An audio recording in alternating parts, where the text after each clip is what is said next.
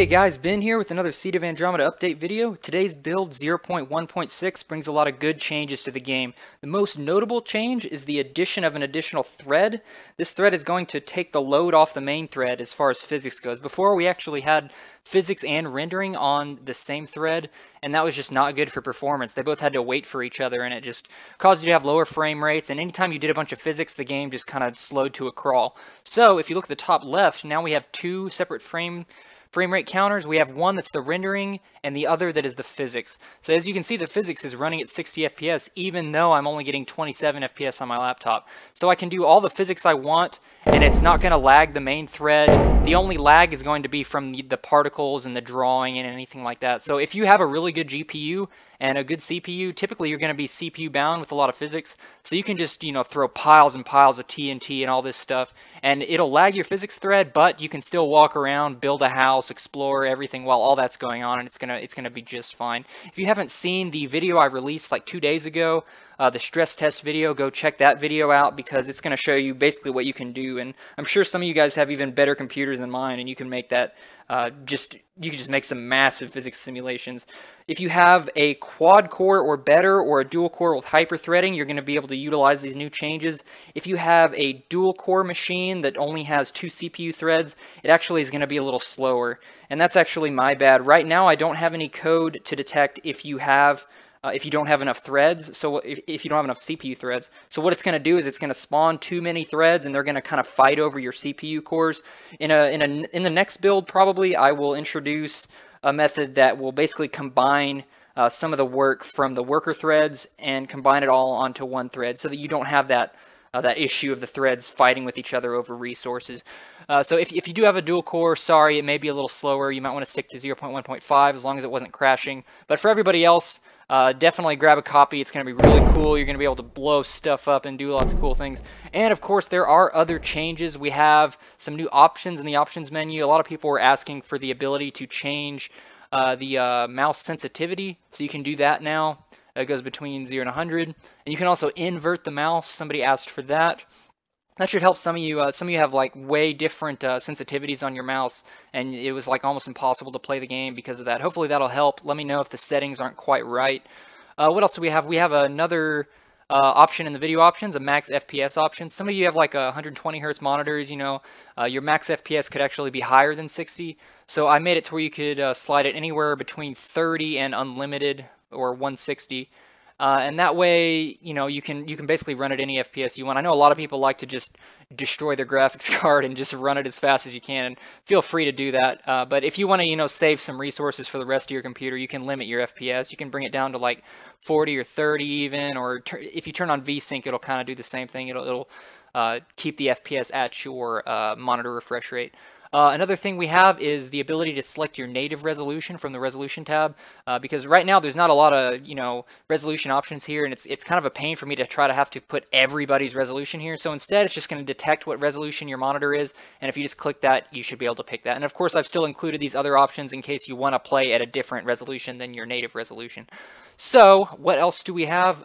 The mushroom blocks now glow in the dark, I believe, the lamella blocks for mushrooms. So if you go into a mushroom forest, or a mushroom biome, you will see that they are glowing, and it's really cool. I'm not going to show you that. You're going to have to go find that for yourself. The mushroom biomes are actually really hard to find. They're in the swamps. Look in the warm, wet regions, and you might just find one. The little tiny mushroom blocks also do glow a little bit.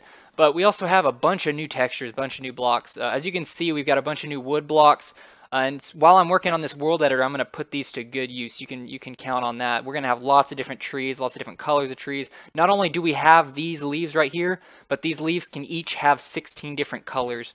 And the wood right now probably just going to have these colors for now. But you'll be able to make all these different kinds of trees and stuff. It's going to look really cool. I know right now all the trees have the same color leaves. They have had that for a while. And if you've been watching my videos, they didn't always look like this, but it was just I think it was due to the transition to the round world. I kind of broke the biome systems a little bit and never got around to fixing it because I was too busy fixing bugs. Speaking of bugs, we have some really good bug fixes. The glue MX bug that was crashing a bunch of people's computers, that is finally fixed. I thought I had fixed it before, but even with this different glue MX library, it didn't it didn't fix the bug. What this bug was is people would immediately spawn in the world and it would just crash for them every single time. If that was happening for you, there's a really, really good chance it's not going to happen now. Like, I'm almost positive you should be able to play the game. To testify, Sebastian Korfitson, one of our designers, he was not able to play the game for the past 4 builds, but now it's working just fine for him. Let's see, we also have a fix for the little pixel bug that kept popping up. I thought I fixed it like seriously 4 times, and I finally actually did fix it, and that is confirmed fixed by the testers. Let's see, we also have a new member on the team, Jesse Leskinen. He's working with Matthew Marshall on the website. Jesse's doing the back-end stuff, so he's kind of optimizing the site, making it run faster. He's been doing a really good job. Apparently he made it like, I don't remember how much faster, but he made it faster. And he also has some coding experience, so he is going to be, well, he has been helping me make this little updater program for Seed of Andromeda. So you no longer have to go online and, download it. That's not quite ready yet. Hopefully in the next build we'll have that updater ready, so you guys won't have to keep downloading the zip file and extracting and all that. I know how annoying that is. Let's see, is there anything else? New blocks, there's new explosives.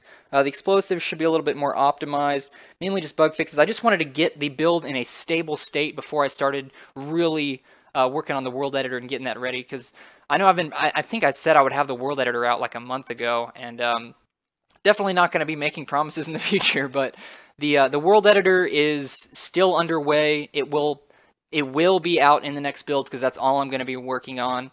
And this build is stable enough, it doesn't need me to do much maintenance on it. There's still some bugs, but oh, you may notice we have thermonuclear bomb and we have atom bomb, but sorry, they don't do anything yet. We're still working on that. The current explosion method doesn't work for super big explosion, like, I'm talking millions of blocks. So I made a different explosive method that's not quite ready, but it'll let you have really huge craters and just blow up your whole freaking world pretty much. We can't destroy chunks that aren't loaded right now, so you'll want to make sure you detonate all your explosives like in the middle of the world, not too close to the edge. Otherwise, you're going to get kind of funky looking chunk borders, because it's like exploding kind of outside of the chunks. Remember, if you press the G key, you can see the edge of the chunks. That'll show you where everything is. Let's see, is there anything else? Let me actually pull up the changelog here. Bug fixes. Scratches, or oh, here we go. Full screen mode is better now. Before, full screen mode was crashing. That should not happen anymore. Optimizations, new threading, native resolution blocks. Okay, I think I did everything. A little bit more UI functionality in the main menu, but that's not really super important. Be sure to go play with it. Make yourself some videos. Feel free to monetize. I don't care if you do that. Make all the money you want off my videos. Just go ahead and record them. I love watching you guys making the videos. Send them to me if you do make them. Like, send me a message. Sometimes I can't, find all the videos that you guys make, and I'd be happy to watch them and comment on them and stuff. So, yep, thanks for watching. Stay tuned for future videos. Oh, one more thing I wanted to say. I think I want to do this thing where every Tuesday I do a live stream from 2:30 to 6:30, and this is going to be just me coding, playing around with the game. You guys could tell me what you want me to code even. Like, it's pretty much y'all's time. I'm there to kind of hang out with you and touch base with everybody. But at the same time, of course, I want to fix bugs. And you guys will actually get to look at the code, some of the code at least, and see what's going on, see how I code. And, if we can play with shaders and break things. And, you could really see into the engine if you guys are really into this game. So I think we've done 2 live streams so far, and people seem to like them. We had I think in total of 100 or 200 viewers, not all at the same time. I'm probably going to do the streams through YouTube in the future, so it should be a lot easier for you guys to see them. But yeah, 2:30 to 4:30 p.m. Eastern time zone in America, Tuesday is my plan. So be on around then if you want to watch. I'm not sure if we're going to record these, simply because we don't want to have recordings of the code all over the place. We're not too worried about people taking the code, but, just in case, I guess. Anyways, thanks for watching, everybody. Next time, World Editor, be ready. Goodbye.